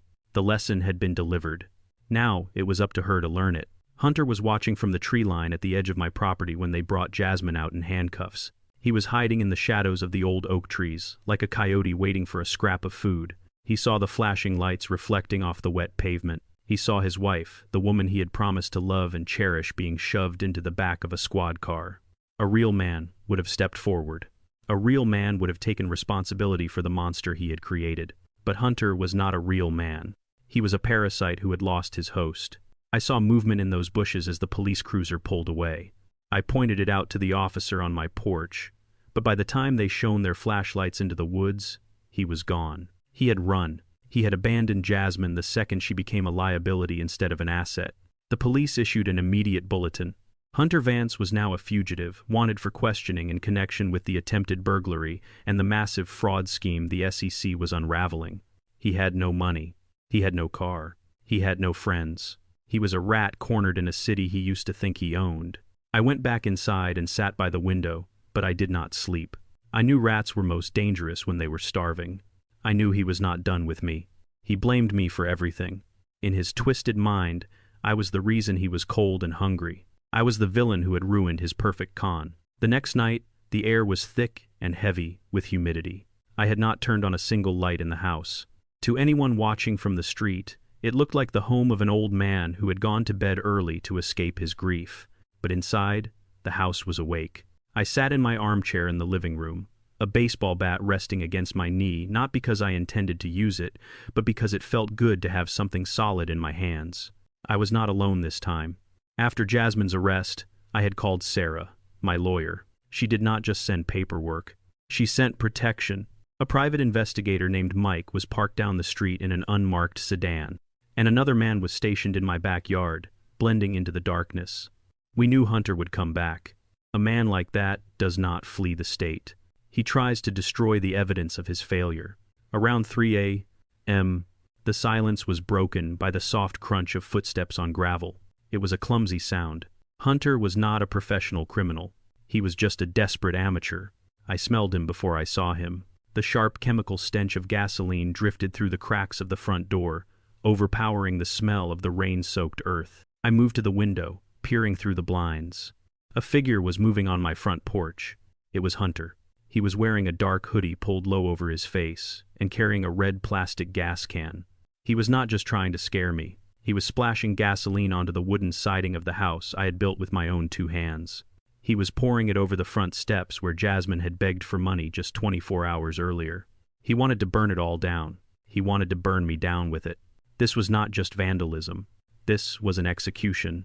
I watched him fumble in his pocket, his hands shaking violently. He pulled out a silver lighter, the expensive kind he used to light cigars when he was playing the big shot. He flicked the lid open. The flame sparked to life, a tiny orange dancer in the darkness. Hunter's face was illuminated for a second. He looked deranged. His eyes were wide and hollow. His teeth were bared in a rictus of hate. He raised the lighter, ready to drop it into the pool of gasoline at his feet, ready to turn my legacy into ash. But the fire never fell. Before he could let go, a dark shape tackled him from the side. It was the man from the backyard. He hit Hunter with the force of a freight train, driving him off the porch and onto the wet grass. The lighter flew from Hunter's hand, landing harmlessly in a puddle of mud where it hissed and died. Mike, the investigator, sprinted up the driveway, his flashlight cutting through the night, blinding Hunter, who was now writhing on the ground, pinned under the weight of the security agent. I opened the front door and stepped out onto the gas-soaked porch. The fumes were dizzying. I looked down at the man who had tried to kill me. Hunter was screaming obscenities, thrashing and spitting like a rabid animal. "Get off me! I'll kill you! I'll kill all of you!" I walked down the steps carefully, avoiding the slick spots. I stood over him. He looked up at me, and for a second the screaming stopped. He saw that I was not afraid. He saw that I had been waiting for him. "You missed a spot, Hunter," I said quietly, pointing to a dry patch on the railing. "If you're going to do a job, do it right or don't do it at all." Sirens wailed in the distance, getting louder every second. Mike had called them the moment Hunter stepped onto the property. This time there would be no bail. This time there would be no way out. Attempted arson. Attempted murder. The charges were piling up like bricks in a wall that would keep him enclosed for a very long time. The police cars screeched to a halt in front of my house, turning the night into a disco of red and blue. They hauled Hunter up from the grass. He was crying now, the rage replaced by the terrifying reality of his future. I watched them shove him into the back of the car. He looked at me through the window, his face pressed against the glass. I did not look away. I watched until the car disappeared around the corner, taking the last piece of the rot away from my life. I turned back to my house. It smelled like gas, but it was still standing. It was strong just like me. I walked into the county detention center on a Tuesday morning. The air inside smelled of bleach and stale bodies, a scent that sticks to your clothes long after you leave. I sat on a metal stool in the visitation room, waiting for my number to be called. When they finally brought Jasmine out, my heart cracked a little more. She was wearing an orange jumpsuit that was 2 sizes too big. Her hair, which she used to spend hundreds of dollars styling, was pulled back in a messy knot. Her face was scrubbed clean of makeup, revealing dark circles under her eyes that looked like bruises. She did not look like the arrogant woman who had sneered at me on her wedding day. She looked like a frightened child who had lost her way in the dark. She sat down on the other side of the thick plexiglass partition. She did not pick up the phone at first. She just looked at me, her eyes filled with a mixture of shame and lingering defiance. She was still waiting for me to fix it. She was still waiting for her father to pull out a checkbook and make the bad men go away. I picked up the receiver. She slowly did the same. "You look tired, Jasmine," I said. My voice was not angry. It was just tired. She let out a shaky breath. "Get me out of here, Dad," she whispered. "Please. I can't stay here.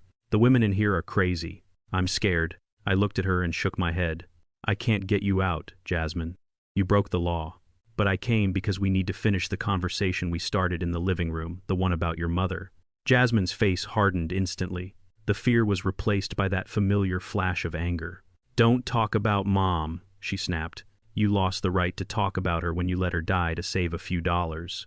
You let her suffer because you were too cheap to pay for the good doctors. I know the truth, Dad. I remember the arguments." I reached into my jacket pocket. I did not pull out a wallet. I pulled out a small, worn book bound in cracked red leather. It was Lucille's diary. I had kept it in my bedside drawer for 10 years, unable to read it without weeping, but today I had brought it into the light. I pressed it against the glass so she could see the handwriting. "Do you recognize this?" I asked. Jasmine squinted. "It's Mom's," she said, her voice wavering. I opened the book to a page marked with a black ribbon, October 14th, 2010. I began to read aloud, my voice echoing in the small booth. "The doctor told me today that the cancer is aggressive.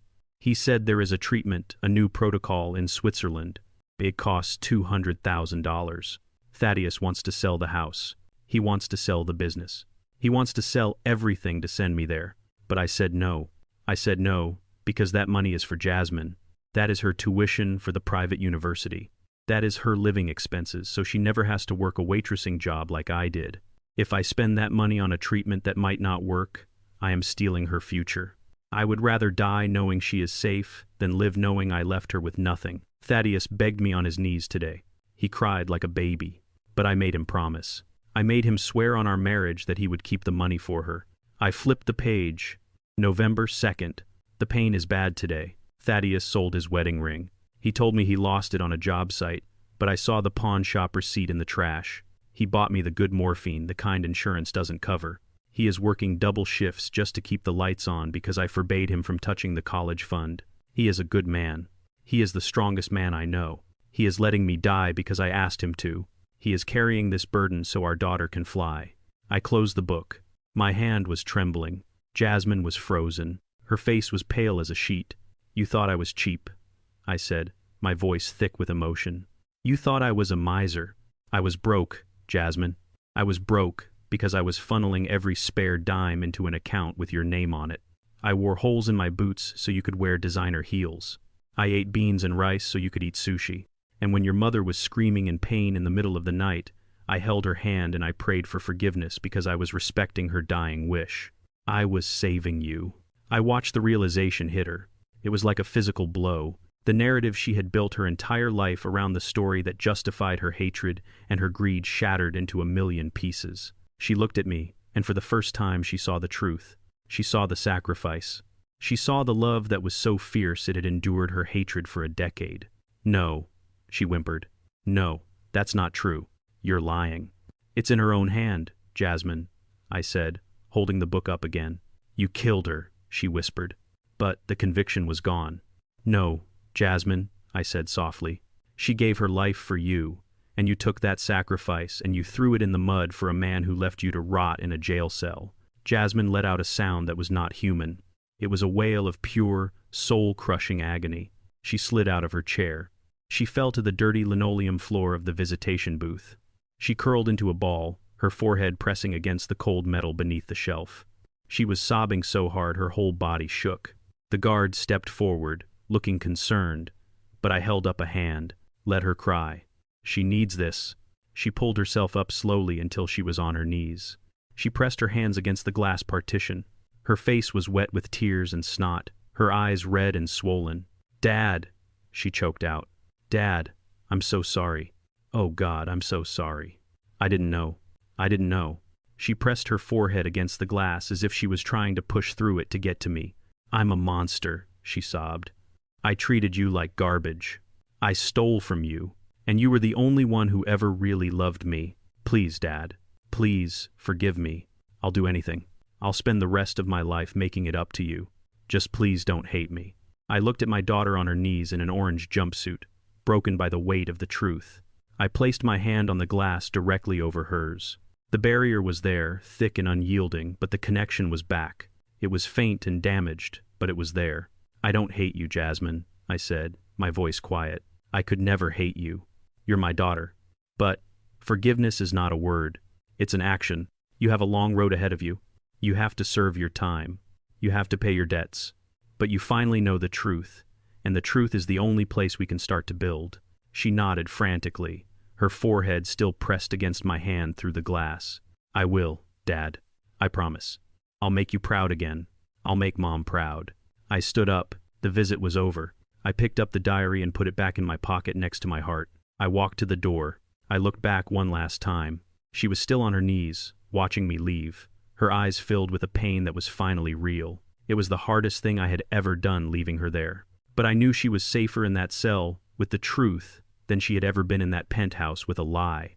The courtroom was a theater of the absurd, packed tight with reporters who smelled blood and former investors who wanted their pound of flesh. Hunter sat at the defense table looking like a king holding court rather than a criminal facing justice. He had traded his torn tuxedo for a charcoal gray suit that cost more than my truck. His hair was perfectly coiffed, his chin held high in a pose of misunderstood nobility. He whispered to his lawyer, a man named Sterling, who was known for turning sharks into goldfish. Sterling stood up and paced before the jury, his voice dripping with false sympathy. He painted a picture that made my stomach turn. He described Hunter as a visionary, a genius boy, wonder who had flown too close to the sun because he was trying to satisfy the insatiable greed of a woman. He pointed at the empty chair where Jasmine should have been. He called her a siren. He claimed she demanded the penthouse, the cars, the vacations. He said Hunter broke the law only because he was a man desperately in love trying to keep a high-maintenance woman happy. Hunter wiped a fake tear from his eye, looking at the jury with the face of a martyr. He was not defending himself. He was sacrificing his wife. He was building a life raft out of her reputation and climbing on top of it to stay dry. It was a masterclass in narcissism. He smirked at me when the lawyer turned his back, a tiny, fleeting expression that said he thought he was going to win. He thought he could charm his way out of a federal indictment just like he charmed his way into my daughter's life. Then, it was my turn. The bailiff called my name, and I walked to the stand. I did not look at Hunter. I looked at the jury. They were regular people, a teacher, a mechanic, a nurse, people who worked for a living, people who understood the value of $1. Sterling tried to rattle me during cross-examination. He asked if I was a bitter father. He asked if I was jealous of Hunter's education. He tried to paint me as an angry blue-collar worker with a grudge against the upper class. I let him talk. I let him spin his web, and then I opened my mouth. I did not use big words. I used facts. I pulled out the binder Sarah and I had compiled. It was 3 inches thick and heavy with the weight of Hunter's sins. I walked the jury through the timeline. I showed them the bank transfer from Mrs. Higgins, a retired schoolteacher who lost her life savings of $80,000. I showed them the timestamp, 10 a.m. on a Tuesday. Then I showed them the credit card charge at 2 p.m. that same day, $80,000 for a diamond engagement ring. I looked at the jury and told them the truth. Jasmine did not ask for that ring. She didn't even know Mrs. Higgins existed. Hunter bought that ring to buy Jasmine's trust. He stole from a grandmother to groom a wife. I turned the page. I showed them the investment from a local bakery owner, $50,000 for a tech platform that did not exist. The next day, a down payment on the G-Wagon. I explained how Hunter used these gifts as props.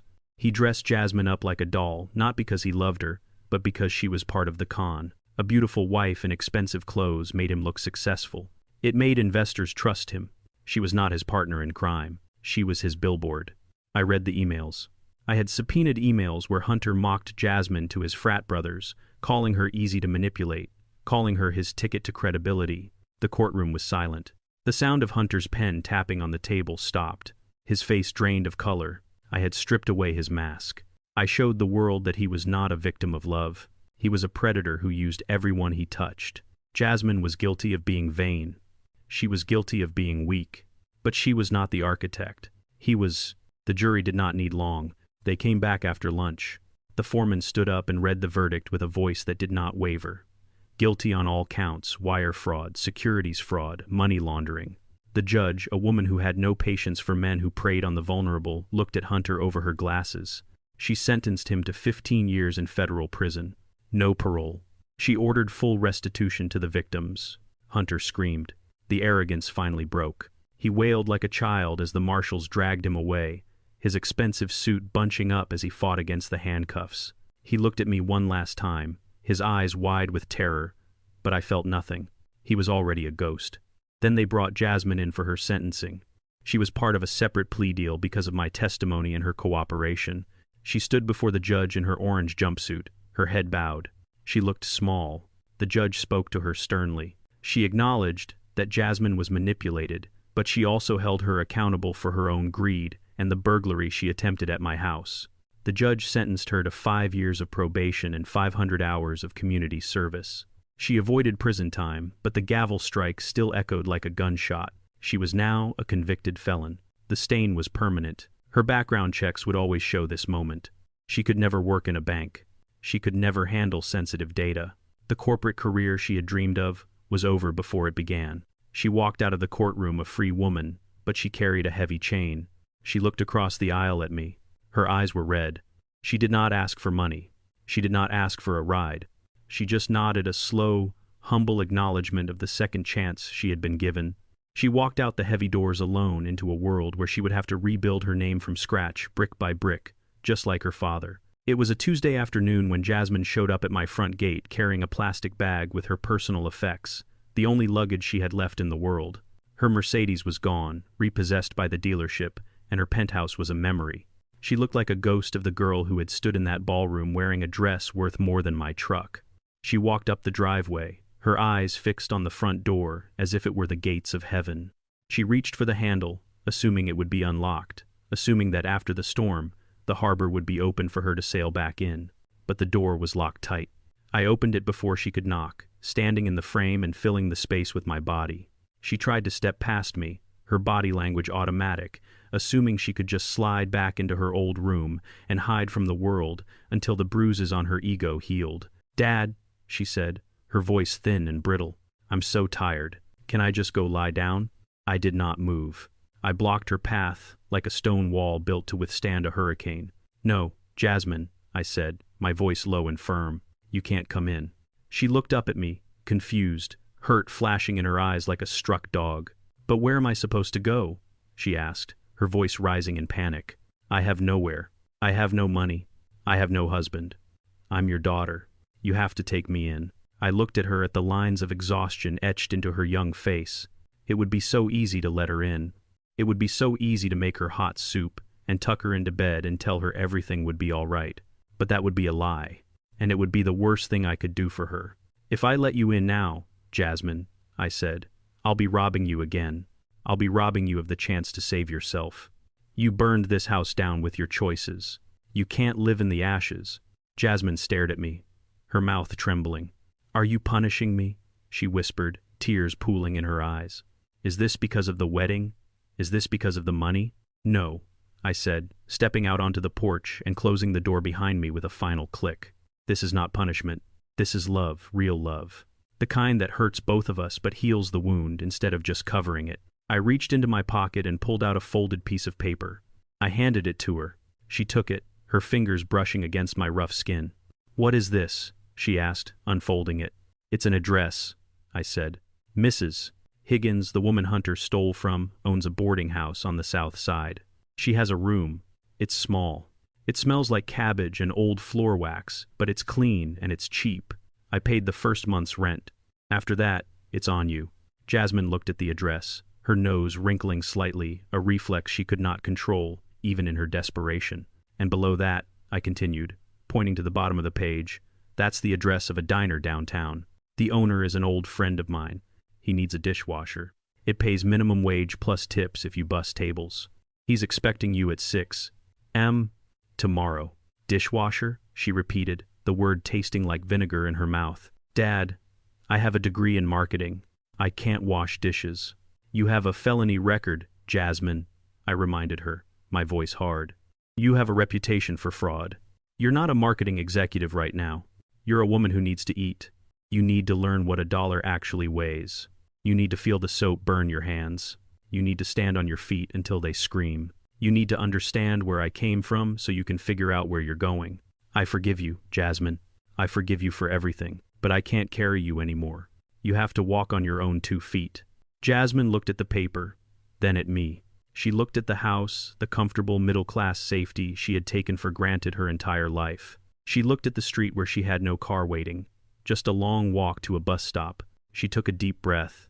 It was a shaky, ragged sound, but it was the sound of air filling lungs that had been holding it for too long. She nodded. She did not scream. She did not beg. She folded the paper carefully and put it in her pocket. Okay, she said. Her voice was quiet but steady. Okay, Dad. She turned around and walked down the steps. She did not look back. She walked down the driveway, past the mailbox, and turned left toward the bus stop. I watched her go until she was just a speck in the distance. The next morning I drove past the diner. I parked across the street and watched through the plate glass window. I saw her. She was wearing a white apron that was too big for her, tied tight around her waist. Her hair was pulled back in a net. She was scraping leftovers off a plate, her face grimacing slightly at the smell of cold eggs and ketchup. She looked miserable. She looked exhausted. But she was there. She was working. She was earning her first honest dollar. She scrubbed a plate, rinsing it with the sprayer. Then she scrubbed another and another. She was starting from the bottom, from a place lower than zero. But she was starting, and for the first time in years, I felt a flicker of hope. She was not a princess anymore. She was becoming a person.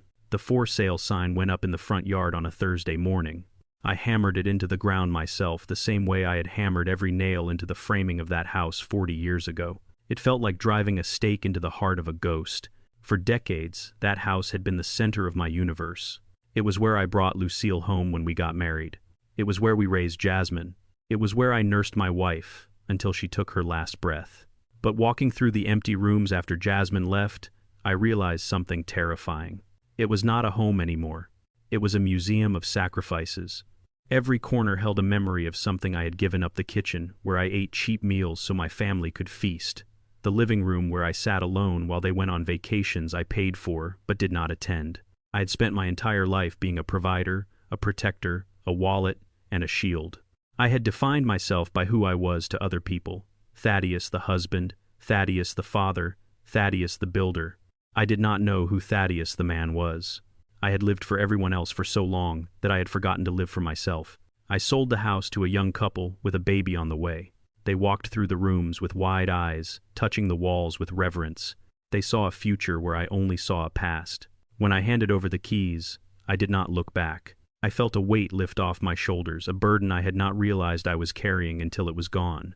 I deposited the check into my account, adding to the fortune that nobody knew about, and I drove away.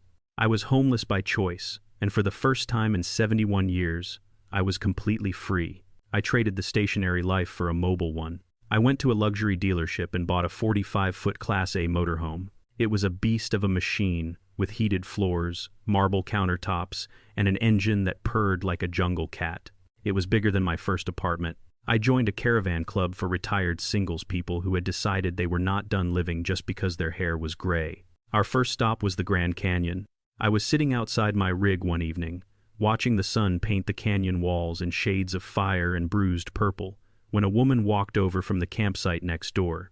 Her name was Clara. She was 68 years old, a retired history teacher, with laugh lines etched deep around her eyes and hair, the color of spun silver. She was holding a bottle of wine and 2 plastic cups. She did not ask me what I did for a living. She did not ask me how much money I had. She just asked if I wanted a drink and some company. We sat by the fire for hours. She told me about her late husband, a firefighter who died in the line of duty 20 years ago. She told me about her travels, about how she decided to see every national park in the country before she died. She had a spirit that was infectious, a curiosity about the world that I had let die in myself years ago. She did not look at me with pity or greed. She looked at me like I was interesting. She looked at me like I was a man worth knowing. We traveled together for the next 3 months. We drove through the deserts of Arizona and the forests of Oregon. We parked our rigs side by side every night, creating a little neighborhood of 2 wherever we went. It was a slow burn, a quiet comfort that grew into something I had not felt since Lucille was young. One night we were parked on a beach in California, watching the waves crash against the shore. We were trying to cook lobsters on a portable grill, but the wind kept blowing the flame out. I was getting frustrated, my old instincts to fix everything kicking in, but Clara just started laughing. It was a bright, clear sound that cut through my irritation. She grabbed a lobster claw and started dancing around the grill, waving it like a conductor's baton, singing an opera song off-key. I looked at her, this beautiful, crazy woman dancing in the sand, and something inside me cracked open. A sound bubbled up from my chest, rusty and unused. It started as a chuckle, and then it grew. I started laughing. I laughed until my sides hurt. I laughed until tears ran down my face. I laughed for the wedding that was ruined. I laughed for the house that was sold. I laughed for the years I spent being serious and stoic. It was a cleansing rain washing away a decade of dust. Clara stopped dancing and looked at me, a smile lighting up her face. "There he is," she said softly. I was wondering when Thaddius would show up. I reached out and took her hand. Her skin was warm against mine. "I'm here, Clara," I said, squeezing her fingers. "I'm finally here." And in that moment, under the vast expanse of the starlit sky, I knew that my life was not over. It was just beginning. It had been exactly 365 days since I watched my daughter walk away from my house with nothing but a slip of paper and the clothes on her back. I had kept tabs on her from a distance. I knew she did not stay a dishwasher for long. She worked double shifts, covering for anyone who called in sick. She learned every station in the kitchen and every table in the front of the house. Now she was the manager of that same diner downtown. I parked my truck across the street and watched her through the plate glass window. She looked different. The soft, pampered girl who used to spend hundreds on facials was gone. In her place was a woman who looked 10 years older than her actual age. There were fine lines etched around her eyes from squinting at order tickets under fluorescent lights. There were dark circles under her eyes from opening the store at 5 a.m. every single day. Her hands, once perfectly manicured, were now rough and red with short, practical nails that had seen hard labor. She moved with a purpose I had never seen before. She was not floating through life expecting doors to open for her. She was kicking them open herself. I watched her deal with a difficult customer, calming him down with a firm but polite authority that reminded me of myself on a job site. She was not wearing designer clothes anymore.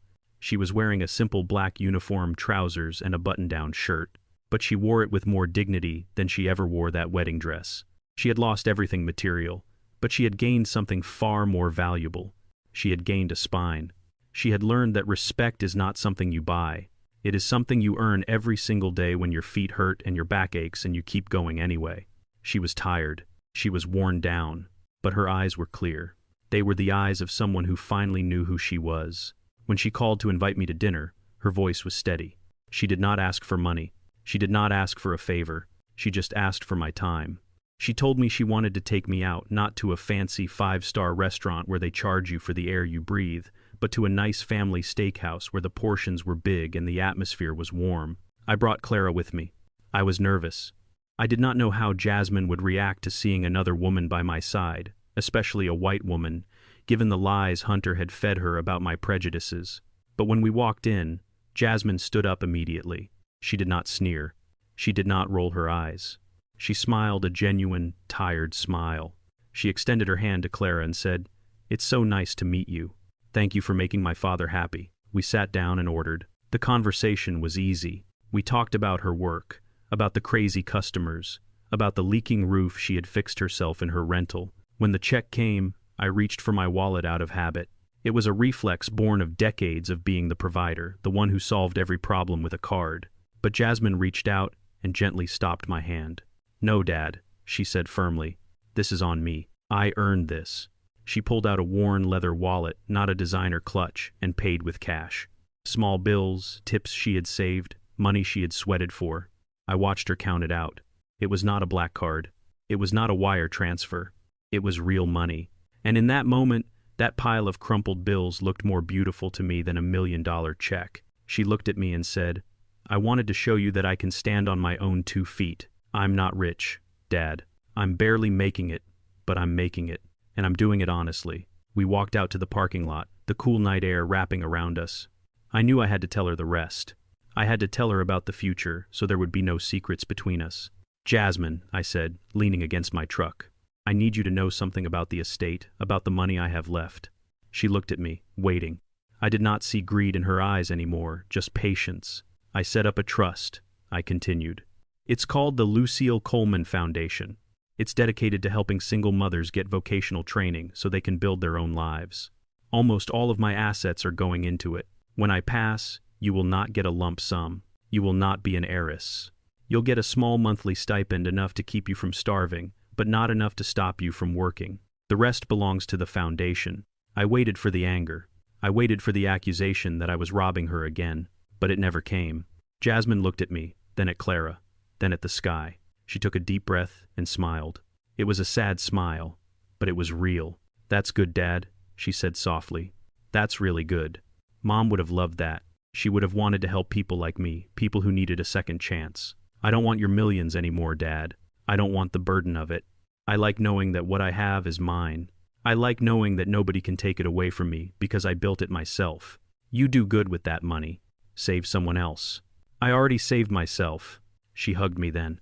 It was not a hug asking for something. It was just a hug. And as she drove away in her used Honda Civic, I knew that the daughter I thought I lost was finally found. Hunter Vance was learning a new trade in Federal Prison Block D, and it was not fintech. He was pushing a mop bucket across the gray concrete floor, the water sloshing over the sides and soaking into his canvas shoes that were a far cry from the Italian leather loafers he used to wear. His face was a map of bad decisions. There was a fresh purple bruise blooming on his left cheekbone, and his lip was split in the corner, a receipt for a debt he could not pay. In here, his charm was worthless. The men he lived with did not care about his credit score or his imaginary connections to senators. They only cared about commissary credits and respect, and Hunter had neither. He paused to wipe the sweat from his forehead, his hands trembling slightly. He looked toward the corner of the day room, where a group of men were playing cards. One of them, a massive man with tattoos covering his neck, looked up and locked eyes with him. Hunter flinched and looked down at his mop water, quickly resuming his scrubbing. He owed 3 cartons of cigarettes to that table. It was a debt that kept growing with interest rates that would make a loan shark blush. He was tired. He was hungry. He was scared. The arrogance that had defined him, the belief that he was smarter than everyone else, had been beaten out of him one night at a time. He realized now that the penthouse and the cars and the parties were just a dream he had stolen. And now he was waking up in a nightmare he had built for himself. He looked at the reflection in the dirty water. He did not see a CEO. He saw a con man who had conned himself right into a cage. There was no way out. There was no one coming to save him. He was finally paying the bill. And the currency was his life. 500 miles away, the world was wide open and painted in shades of burnt orange and gold. I sat behind the wheel of my 45-foot motorhome, the engine humming a low, steady rhythm that vibrated through the floorboards. Beside me, Clara had her feet propped up on the dashboard, a map spread out on her lap even though the GPS was running. She preferred the paper maps, she said, because they smelled like adventure. We were driving along the rim of the Grand Canyon, the sun dipping low on the horizon, setting the rock formations on fire with light. I looked out at the vast expanse of the earth, the deep crevices, and the towering peaks, and I felt a peace so deep it settled in my bones. For 71 years I had been anchored to one spot, anchored by duty, anchored by the need to build and protect. Now the anchor was pulled up. The wind coming through the open window tasted of sagebrush and freedom. I looked over at Clara. She caught my eye and smiled, reaching out to squeeze my hand on the steering wheel. We did not need to talk. We understood each other in the quiet spaces. We were two people who had finished our work and were now enjoying the reward. We were heading west toward the Pacific Ocean, a body of water I had never seen with my own eyes. I thought about the house I sold. I thought about the bricks I laid. They seemed like a lifetime ago. I was not Thaddius the builder anymore. I was Thaddius the traveler. I was Thaddius, the man who finally learned that the best foundation you can build is a life you actually want to live. I thought about that night at the hotel often. I thought about the moment I turned my back on my daughter and walked away. It was the hardest thing a father can do. It goes against every instinct in your blood. You want to shield them. You want to cushion their fall. You want to give them the world on a silver platter. But I realized something out here on the open road. Love is not about making things easy. Love is about making things real. If I had paid for that wedding, if I had let them stay in that penthouse, I would have been an accomplice to their destruction. I would have been feeding the very sickness that was killing my daughter's soul. By taking everything away, I gave her the only thing that mattered. I gave her a chance to find herself. Do not ever let your love become a weakness. Do not let your generosity become a crutch. You can build a house for your children, but you cannot live in it for them. You can buy them a boat, but you cannot row it for them. And you certainly cannot give them a fish every single day and expect them to survive when you are gone. You have to teach them to fish. You have to hand them the pole even if it is heavy, even if the line gets tangled, even if they complain that it is too hard, because one day the storm will come and you will not be there to hold the umbrella. They have to know how to stand in the rain. They have to know that their value does not come from a bank account or a last name. It comes from what they can build with their own two hands. I looked at the road stretching out ahead of us, a ribbon of asphalt leading into the future. I shifted gears and pressed the gas. The fish was worth a fortune, but the lesson was priceless. I am Thaddius Coleman, and my work here is done. This journey taught me that the most dangerous thing a parent can do is cushion every fall. By cutting Jasmine off, I did not abandon her. I liberated her from the prison of entitlement. True wealth is not found in a bank account or a brand name. It is forged in the fires of struggle and self-reliance. Sometimes, to save your child, you have to be the villain in their story. Real love is not about giving them what they want. It is about ensuring they have what they need to survive without you: character, grit, and dignity.